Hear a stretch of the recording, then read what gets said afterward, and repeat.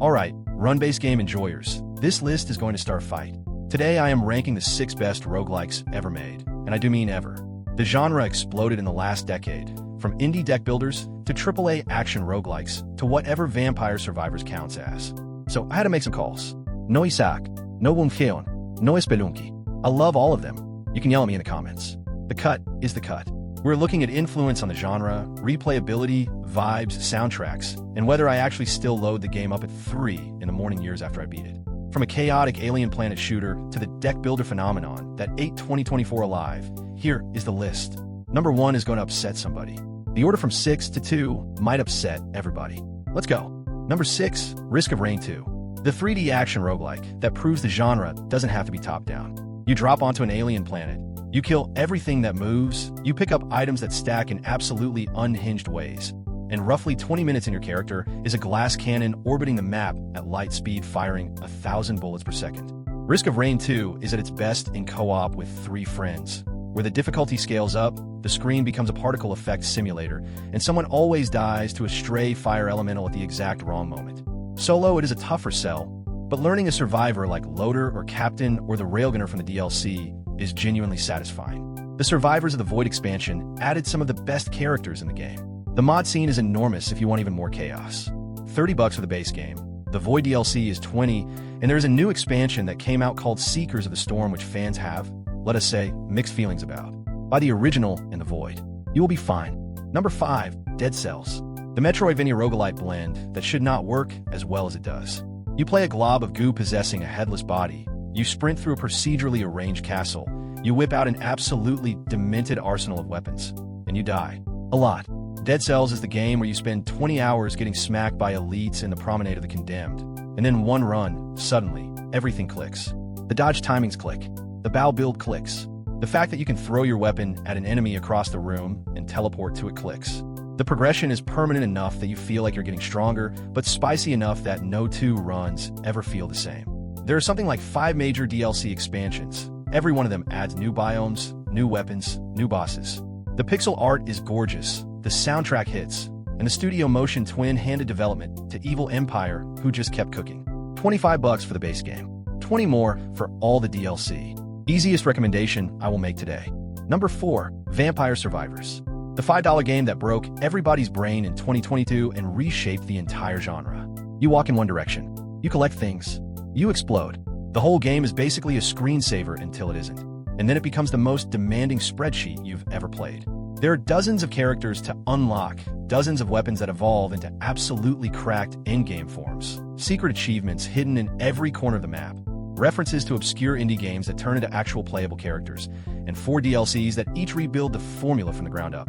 The Castlevania-themed Ode to Castlevania DLC is one of the best things to come out in the last 2 years. Full stop. Vampire Survivors is the reason there are now 600 Vampire Survivors clones, and it is still better than all of them. $5 for the base game. Each DLC is 2 or 3 more.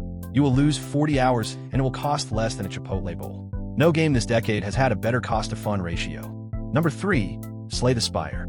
The deck builder roguelike that invented an entire subgenre. Before Slay the Spire, the words deck-building roguelike didn't really mean anything. After Slay the Spire, there are hundreds of them, and none of them have caught the original. You pick a character, you climb a tower, you build a deck on the fly out of cards you find on the map. You fight bosses that punish you for whatever your deck is bad at.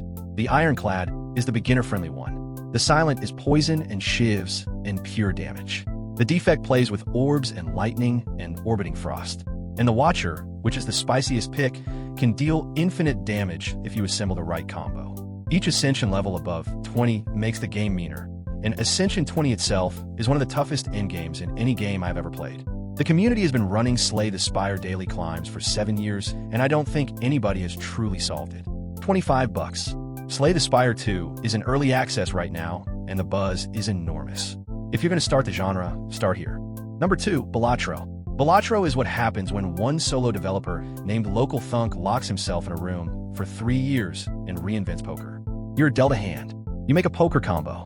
The combo scores points, but the points are multiplied by jokers, which are absolutely deranged little cards that say things like +4 multiple for every face card, or this card doubles its multiplier every time you discard.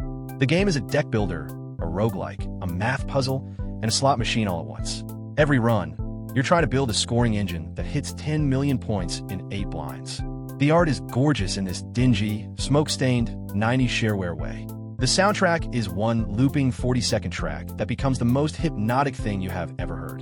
Balatro won Game of the Year nominations from basically every major outlet in 2024. $15. The Friends of Jimbo updates are free, and they keep adding new content from other indie games. If you don't get in the first hour, push to hour 3. It will eat your life. Number 1. Hades by Supergiant Games. The game that took the roguelike from genre niche to mass market and proved the entire format could carry a story. Hades is what happens when you take a god-tier action combat system, the best art direction in the entire indie scene, the most coherent voice acting any game has ever had, and a roguelike loop that gets better the more you die. Every death is a story beat. Every interaction with Zagreus and his father is voiced. Every relationship with the gods of Olympus has its own arc. You could do a run with a katana and lightning. You could do a run with a spear and explosive shots. You could do a run with a literal bow that fires Aphrodite hearts. The combat is tight. The music by Darren Korb is some of the best video game music of the last decade. The story payoff after 30-plus runs is genuinely moving. Hades 2 is in early access right now, and it is somehow even more ambitious. But the original Hades, the one that came out and won the Hugo Award for Best Game in 2021, is still the gold standard. $25. The greatest roguelike ever made. Number 1. Don't argue with me. Actually do. Drop your pick in the comments. Alright, that is the 6. I know some of you are mad I didn't put Balatro at 1. I know some of you wanted Slay the Spire at 1. I know somebody is mad Isaac isn't here at all. Tell me in the comments which roguelike actually ate your life, which one I should have included, and what is the one weird pick you defend that nobody agrees with. I read every one of these, and I will get into the argument with you. Slay the Spire 2 might rearrange this whole list when it leaves early access. Hades 2 might too. We will revisit. New countdown next week, different genre, same energy. Like the video, subscribe for more. Take care of yourself, drink some water, and I will see you in the very next one.